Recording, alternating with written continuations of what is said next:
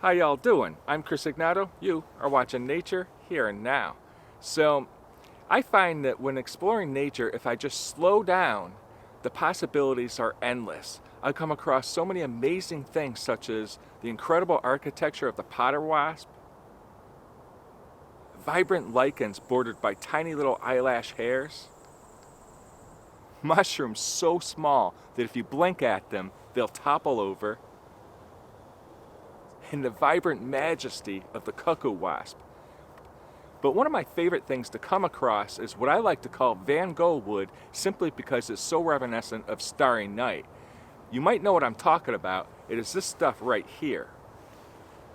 The granular patterning in this wood is caused by a wood burrow, and a lot of trees actually have it, but it's usually locked beneath the bark. If you happen to be really lucky while exploring the woodlands, you might find a tree or a trunk that is without its bark and come across these wood burrows. These burrows are mutations in the wood fibers caused by either insect infestations, fungus or mold growth, diseases introduced within the tree, or even old tree injuries. But as I said, they're usually locked beneath the bark unless you happen to be lucky enough to come across a wood burrow that is minus the bark. That can happen on old trees, say trees that have fallen down and the bark is rotted or fallen away, or even standing trees that have lost their bark, say from lightning, or my favorite place to explore, the site of old forest fires. Those places often yield some incredible textures and patterns within the tree itself, and they're amazing places to explore. What inspired this video is pretty simple. During my last camping trip, I naturally had a campfire going, and before I throw any wood on the fire, I always stop and inspect it first to make sure there's nothing, walking around on it that I, don't want to kill, or if there's something cool like this on it, and this time there was. You see how it's very whirlpooled and swirly looking?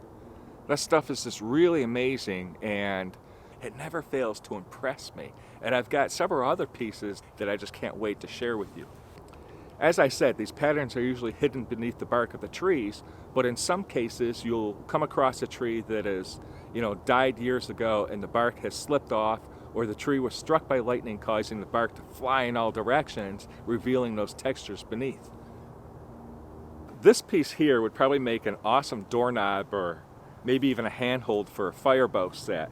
And I found this sitting right out in the open while trying to film a completely different video, but of course I had to just stop and take this with me. Now this piece right here is very characteristic of a wood burrow.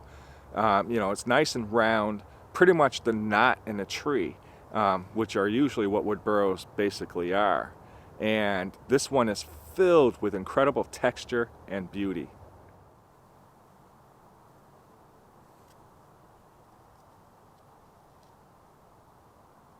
Now to me, this one looks a whole lot like a hand grabbing something. Check it out.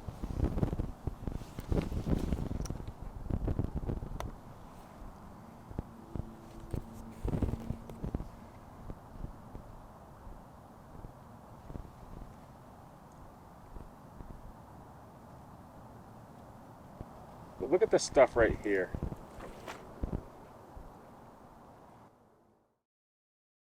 Naturally, I saved the best till last. This is a piece I came across while exploring the site of a forest fire, and of course there was lots of very surreal things to take in and admire, like the hulks and skeletons of burned trees, the charred remains of trunks upon the ground, and just new growth coming up through an ashed and scarred landscape. But then I came across a true work of art. This is a piece that was just sitting right out in the open, glistening under the sunlight, and it caught my eye immediately. When I looked closer at this thing, there was just surprises and treats hidden all across it, and there were actually several pieces of this stuff, and I still have one of them at home.